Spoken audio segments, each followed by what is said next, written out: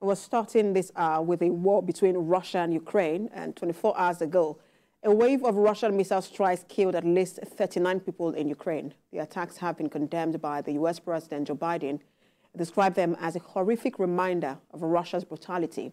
We have a report.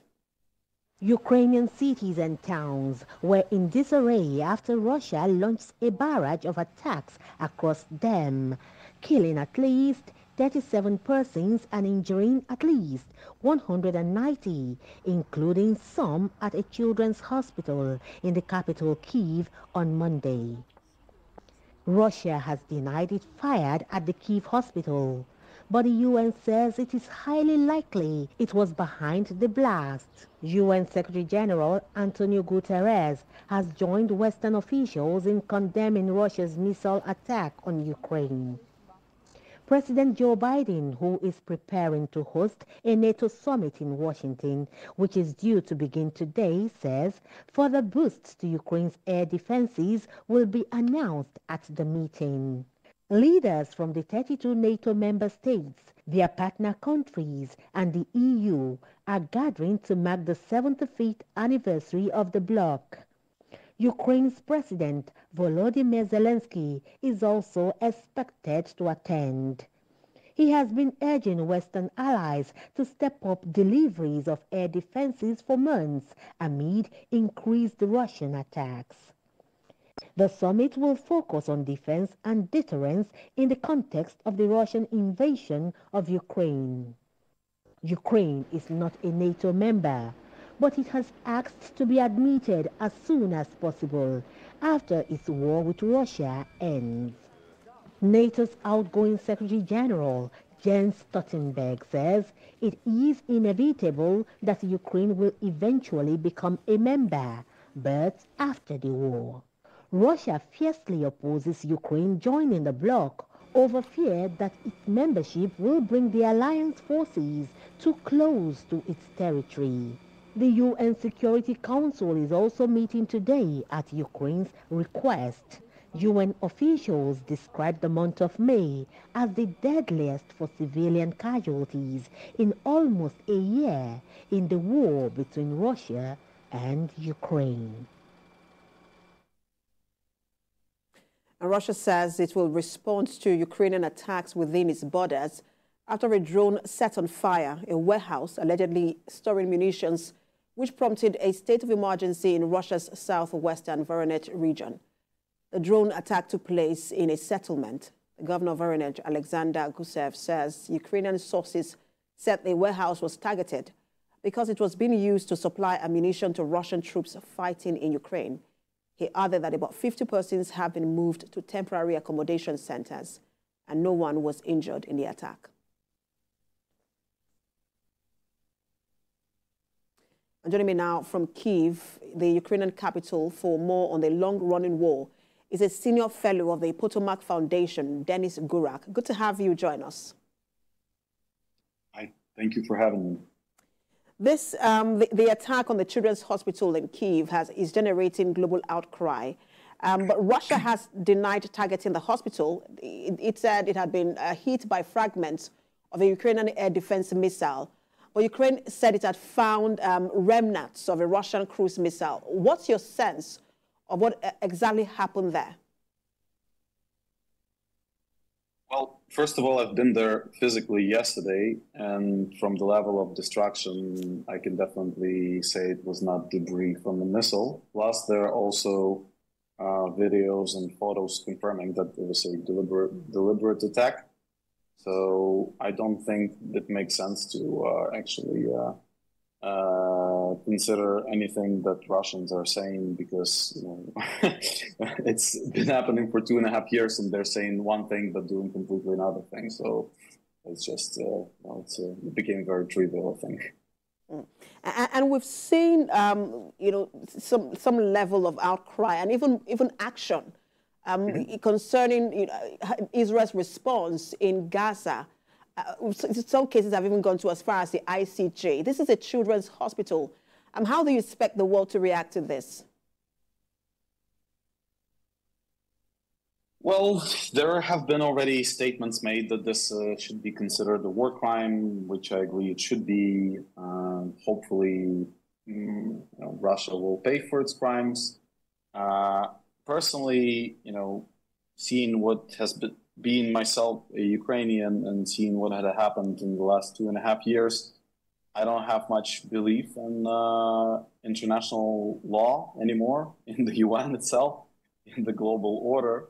It's just one peaceful country being attacked by another just like that, and everyone is saying one thing but doing a different thing. So for us Ukrainians, it's a really strange situation, but we don't have any other choice except to continue fighting. And one of those choices, again, you have said is fighting, and in fighting, weapons are required. But President Zelensky has called for stronger Western response to the blow that Russia has once again delivered, he called on the population. And in quotes, he said, our land on our children. And but for you, in what form should that Western response come? Ukraine should be a member of NATO, and not only because Ukraine needs it, but also because NATO needs it. Because if Ukraine is a member of NATO, it is the most experienced army now, which would help NATO to build up actually against future potential Russian threats. So I think the West just needs to perform on what it says and what it signs, starting with the Budapest Memorandum, which was signed in 1994, when Ukraine gave up its nuclear weapons for security guarantees from the United States and the United Kingdom and Russia, in fact, which didn't happen. So I think that should be the start. And, there have been a lot of statements made over the last 2.5 years since the full-fledged invasion. And I think Zelensky is quite right in saying that a lot of promises were not fulfilled. So. And interesting you mentioned NATO, because the NATO summit is holding today in Washington.